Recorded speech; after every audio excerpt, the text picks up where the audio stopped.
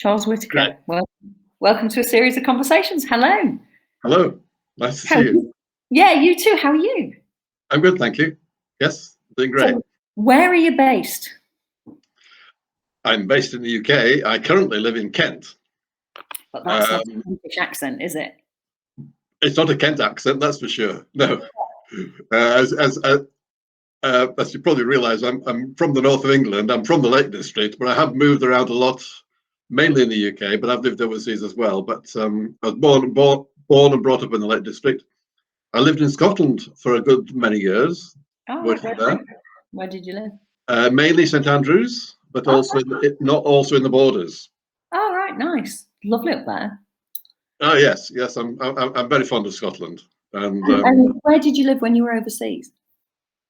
I lived in Germany for nearly a year, and then a short stay back in the UK, then back to France for 6 months. Oh, nice. Lots of lovely wine and good food. Yes. I think it's beer and good food in Germany, really, isn't it? But wine and good food in France. Yeah, I had a very good time in both countries. I still have very good friends in Germany. Kind of lost contact with the people in France. But, certainly the food in France, just a little cafe, cheap red wine, but it was so good. Please excuse me for 1 second, as can only happen in a live thing. Somebody's just rung my doorbell and my dog's gone mad. I'll be 1 second. Yeah.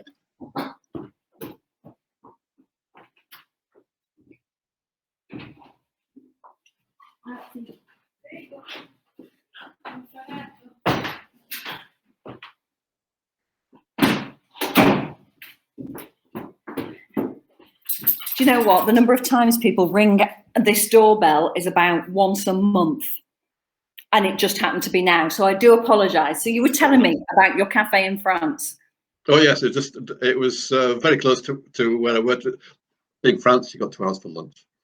So nice leisurely lunch, and so the only thing I didn't really like was rabbit stew. Apart from that, the food was absolutely delicious. I'm not keen on rabbit stew either. So what were you doing when you were working overseas? I had a bit of a checkered history. I still do. Story of my life. I had started doing. I didn't complete it. I only did a year. An external BA from London University at a place called the Cambridgeshire College of Arts and Technology, which is now, I think, the Anglia Ruskin University in Cambridge. So separate from the university itself. But also, I've been to Cambridge. And so I did that for a year and then opted out. In the meantime, just by sheer coincidence, a friend of my parents from the war came back visiting in the UK, and my parents hadn't seen her since the end of the war, literally. Wow. She came with a husband and 4 children. And he was German and had a job in a German paper mill. He was a senior manager in this large German paper manufacturing company. And I wasn't interested in paper particularly, but I was interested in getting a job in Germany. Absolutely. Absolutely. Please, sir. Yeah. Fantastic. The following January, off I went to Germany with the intention of just staying for 6 months in total, 2 months in 3 different locations. I stayed for nearly 12 months, 11 months and a bit in just one location. Brilliant. So it was informative and formative as well. Yeah, I bet. My German improved considerably, and I did lots of interesting things. Yes. Cool. And so, what took you to France? For the same reason I'd gone to Germany, I wanted to improve my French. Having improved my German, I wanted to improve my French. So off I went to France, and that was interesting arriving in France because I went to stay with the people I was staying with in Germany. Okay. Or my parents' friends, and set off from there in the middle of the night. Got to Munich in the morning. Snow falling. Took the train to Basel. Snow falling. Had to wait forever and a day in Basel. I got on the train from Basel to Geneva. Snow, snow, snow. Swiss railways are known for running like clockwork, except when it snows. But at least then they didn't. So I eventually got to the place I was going to in France, like about 2 o'clock in the morning. I hadn't a clue. Nobody knew where I was. Had no contact details, anything. No. They'd expected me about 6 o'clock in the evening. Anyway, all was well, and I spent 6 months in France, also working in the same kind of industry. So working in the paper. Brilliant. How interesting. So how did you end up coaching and with an interest in hypnotherapy and all that kind of stuff? What brought you to us? Well, I spent many years back in the UK following my studies, working in manufacturing. I was thinking about that earlier on, in fact, that one of my team, when I was the junior manager, he says I'm the best boss he ever had. And I was thinking about that. I thought, that's because I was coaching him. Because he came to me with sort of a little bit nervous. What shall I do with the future, for my future? I said, well, don't do this. Do something completely different. And so we had a long talk about how his future might pan out, just to sort of see the process. And he came to me a few weeks later and said, I'm sorry, I haven't done what you said to me. I've done something completely different. I said, great, perfect. That's what I wanted. And I'm still in touch with the guy. So I moved to Scotland, and the role I was doing was pretty hectic, very demanding. And I sort of didn't have, my health was a little bit troublesome. I got interested in the question of how the mind could influence my health. I started exploring that, and by great good fortune, I met a guy who was able to steer me in the right direction in terms of studying clinical hypnotherapy. In parallel with that, I was doing a performance coaching diploma from something called Newcastle College. I don't think they exist now. And also the business introduced the idea of coaching to the managers, so that we would therefore coach our teams. Yeah. Lots of things all happening at the same time. Almost like the universe planned it. Say again?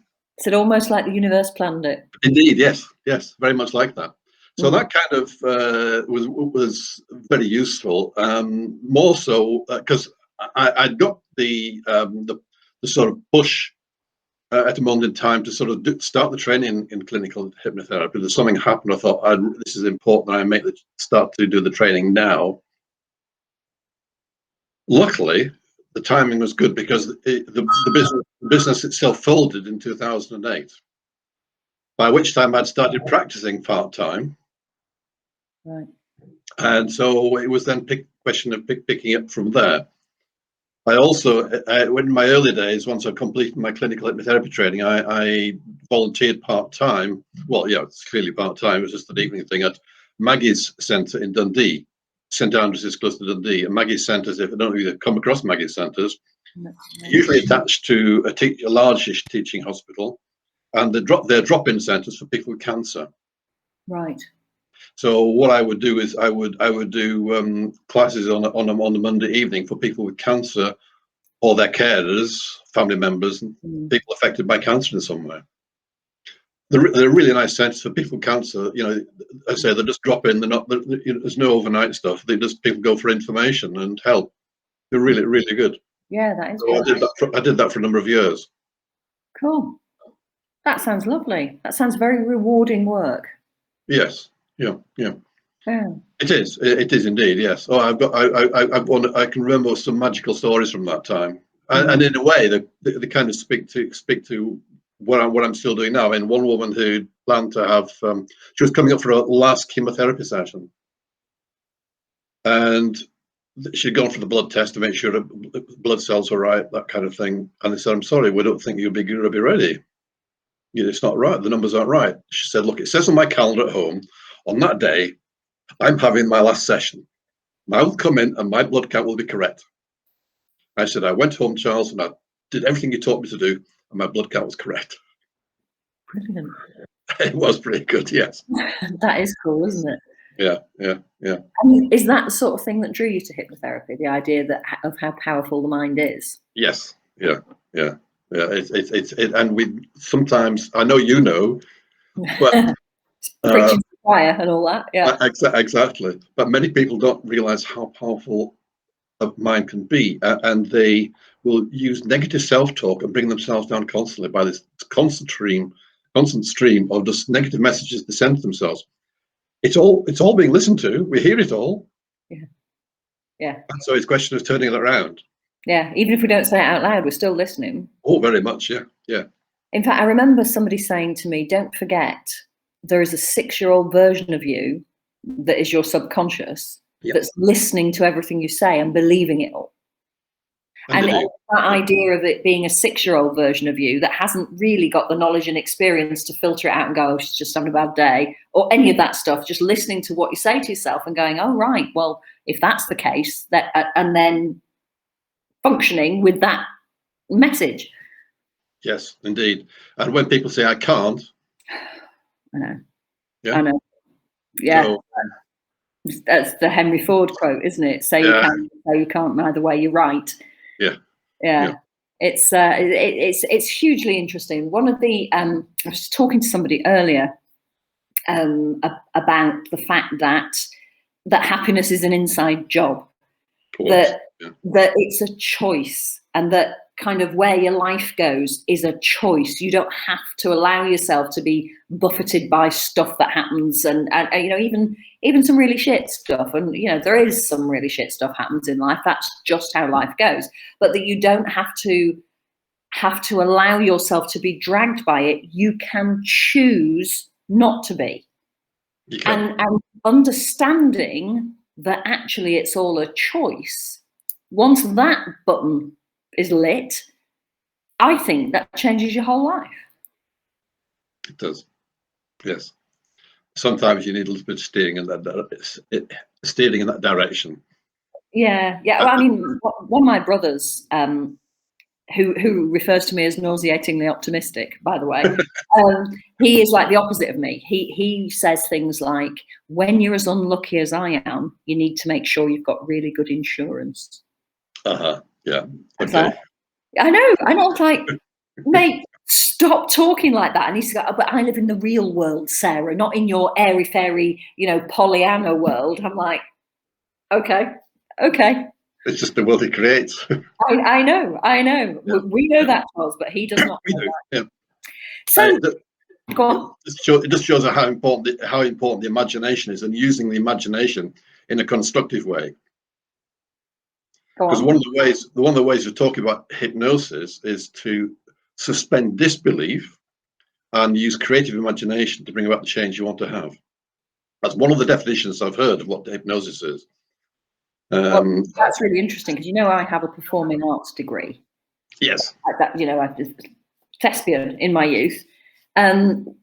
Theatre is a willing suspension of disbelief for the audience. That particular phrase is what audiences do when they watch films or when they watch performances, etc.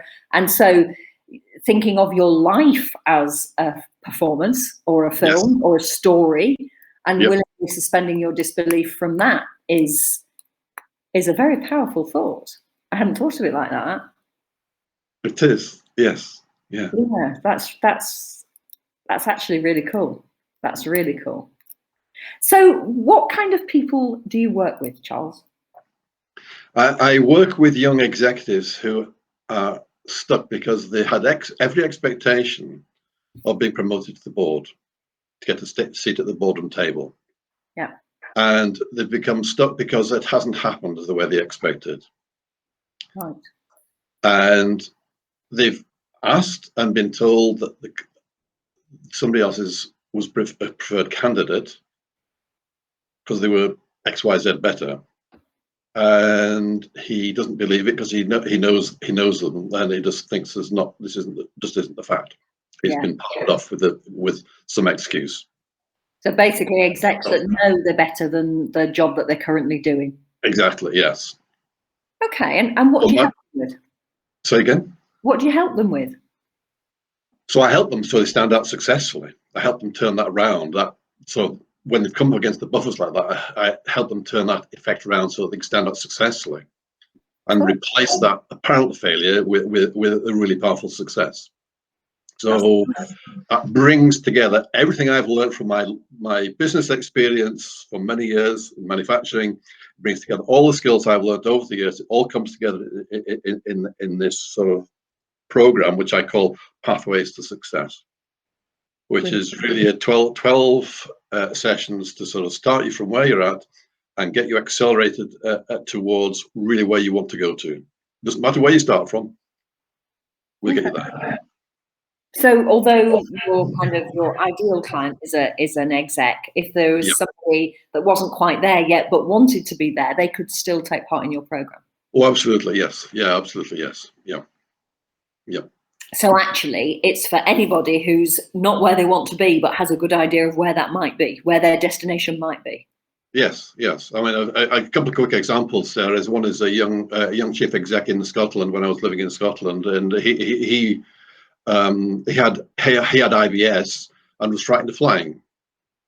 Right. So we turned those around, and we did some work on, to improve his sort of sense of well-being, his self-esteem, his confidence, building his confidence, self-esteem. He took that business to be the small business of the year or something like that in Scotland. A year later. And a woman I work with recently, and she's very happy to act as a living reference. So if somebody wanted to sort of speak to her, she was willing to speak to them, say how powerful you found her work. Now she's very capable. She has her own business. Mm-hmm. She's kind of person that gets called as an expert witness. That kind of standard. So yeah, not doing well, being given the runaround by some of her clients, basically. Mm. The very next client she took after we'd finished working was she got back all my feet in one client. Brilliant. I thought that was pretty good. That's a cool testimonial. Yeah, that's a really cool testimonial. Yeah. So what does Charles Whitaker do when he isn't coaching or hypnotherapying? That's not well, what do you do? Well, obviously at the moment we're in a pandemic, so what we're all doing is pretty much looking at contemplating our navels and thinking beautiful thoughts. But what do you do when we're not in a pandemic and you have some time to spare? In my ideal world, I'm in the Lake District, walking my beloved Lake District hills. That's probably my favourite thing. But I do like to be beside the seaside. Yeah, that's another thing. That's another favourite thing. Those are the things I love to do. Reading and music go with both of those. Oh yeah, one thing I love to do, and I rarely get the opportunity. I love to speak. I love to read, not recite. I love to read poetry out loud to an audience. Oh really? That's interesting. It's such a wonderful experience to take a poem and read it out loud. I have a good story about that. When I lived in Botswana, I had a friend who was also a drama and English teacher, although she was working as a financial services advisor. But she and I were good pals. She's back in the UK now, and we've stayed in touch. And we went one night to a poetry night. And it's not really my thing, I have to say. But it was at a local bar, and we went along. And one of the things about living in Botswana that was really interesting is that I didn't actually realise about being white until I lived in Botswana. And I say that absolutely sincerely. It's not something I ever really thought about. It certainly wasn't something that I considered to be currency. I just didn't think about it. And the theme of the poetry evening was blackout. And anyway, several drinks of wine, several glasses of wine later, and my friend says to me, "I dare you to write a poem and go and read it out." So I never wanted to turn down a dare. I scratched out this poem, and it was about the fact, it was called "I Didn't Know I Was White Until I Moved to Botswana." And I wrote this whole poem about the kind of experiences that I'd had about being white. Like, for example, in a shop, If I was like third in the queue, I was the only white person. When it was the next turn, everybody would stand back to let me go to the front. And I'd be like, no, thank you. I'll wait here. It's your turn. And on and on and on like that. And anyway, so I read this poem. Anyway, I only won. I won a bottle of wine. And what was really funny was that when I was in the bathroom, washing my hands later, a black lady came up to me and said, what did you mean when you said you didn't know you were white? And I said, well, it's not really how you categorize yourself in the UK. Bearing in mind, I'm going back sort of 20 years. It's not really. And at the time, you know, it was more of a class system. Try explaining the class system to somebody while you're washing your hands in a bathroom who has no idea about it. And it was just a hugely interesting experience, and probably my only experience of reading poetry out loud. And did you keep the poem?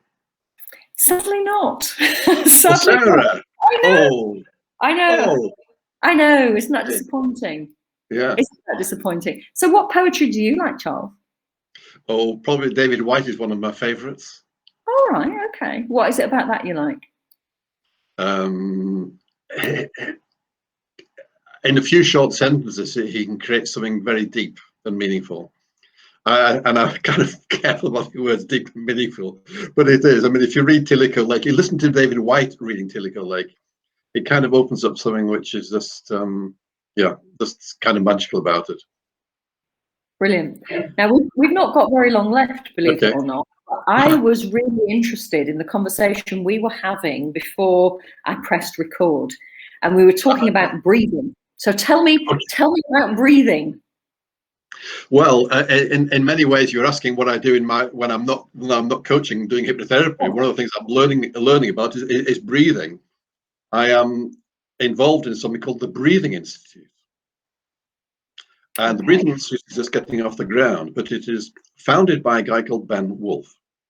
Now, Ben did train a long time ago in clinical hypnotherapy, but he was also a very serious record producer. And then, I'm not going to give you his personal history, but I mean, he had some personal things that happened, and he has spent the last 10 years researching breathing, and just recently set up the Breathing Institute. He taught something called the Breathing School in 2018, and I went to that. And then in 2019, then he let it drop, and circumstances brought him back to it this last year. So I went to Breathing School 2020, and since then he's started to sort of, well, this was building up before then. He's working with a great number of people to explore the use of breath and breathing for a whole range of different things. Now, the most interesting and exciting thing, and there are many of them, but the most exciting thing is breathing for long COVID. That with learning how to use the breath, you can soften the effects of long COVID remarkably. Okay. I mean, it's a serious stuff, and it is there. I mean, people are starting to take notice of it. Cool. Also for women, one of the women who's been working with this, she is working on menopause, breathing for menopause, and she'll be running a big workshop on that in the near future. Cool. Things for weight, asthma, all sorts of different things. So there are a great number of things coming out of this. There's not a website yet. I think the website is due in about June, but it will happen. Weight, asthma, and menopause. That's me, isn't it? What were you telling me about the 60 beats per minute breathing? I was really interested in that. Okay, one of the things that is Ben is insistent that we breathe through this clicker ticker or digital metronome. We don't have to do it all the time, but when we breathe to this pattern of 60 beats per minute, 6 breaths in, 6 seconds in, 6 seconds out, which makes 5 breaths in a minute, we get our heart into coherency. And the book by Dr. Alan Watkins called Coherency shows that if we do this for 20 minutes a day, twice a day, I think, not just once, things twice, we expand our lifespan by 10 years. Now, that's a bit significant. A bit. Yeah. Now, the other thing I was telling you before we started was the fact that we normally and this whole thing about this rhythmic breathing, the coherent breathing, is that we breathe in through the nose and out through the nose. Breathing out through the mouth is not optional, especially now. We don't want to be breathing out germs all over everybody. But when we breathe out through the nose, and somebody said that you use the mouth for breathing as often as you use the nose for eating. Okay. Fair enough. Yeah. So when we breathe out normally through the nose, we generate nitric oxide. And nitric oxide is antiviral. It's also antibacterial, antimicrobial. It's a vasodilator. Now, if we hum on the out breath, we create 15 times more nitric oxide, which is pretty significant. Now, this is not mumbo jumbo. It's all scientifically researched. The thing about the nitric oxide, that research seems to be done in Sweden. I think maybe in the States too, but certainly in Sweden. Yeah. So there's some serious interest in the way we breathe and how impactful that can be in terms of improving our health. And I'm interested, of course. Yeah, of course. I remember reading about breathing for falling asleep. You know, I went through a period of not sleeping very well. And I think it was, I can never quite remember because it's numbers, and numbers aren't really my thing. But it was breathing in for so many counts, holding it for so many counts, and breathing out for twice the number that you'd breathed in for. I think it's like 4, 5, and 8 or something. One of the patterns is breathe in for 4, hold for 7, and out for 8. That's a fairly well-established pattern. It'll be that. And also a refinement to that. That's Dr. Andrew Weil that did that, an American guy. But as a refinement to that, if you make a little sort of, you can either do this with, ideally with the mouth closed. You get a little kind of little, you know, with a little baby snore. Yeah. If you could imagine that when the baby has that light little rasp in the throat. Yeah. That helps to create delta-inducing peptides. That little thing from the throat at the same time as doing 4, 7, 8. There you go. And so you're into delta, and off you go into sleep. Yeah. Well, when we were talking about alpha brainwaves earlier, weren't we? And you can go to YouTube and search for an alpha brainwave binaural beats.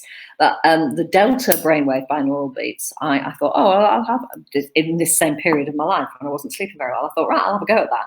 So I put my headset on, put these delta. Woke up like 8 hours later with the wires of my headset wrapped around my throat, and it's like, ugh. But it worked. It really worked. Yeah. Oh, yeah. it worked. This is in the days before wireless headphones. Yeah, I was thinking, yeah, perhaps not the wisest idea I ever had, but it did certainly work. Yes. Well, we've been talking for 30 minutes. Get away. I didn't I tell you that it would You did. You did indeed. You did indeed. Yes. So if people want to get hold of you, it's charleswhitaker.co.uk. It is indeed, yes. Yes. Charles, it's been an absolute pleasure talking to you. Thank you so much. I've enjoyed it enormously, Sarah. Lovely. Thank you very much for interviewing me. Bye. Bye-bye.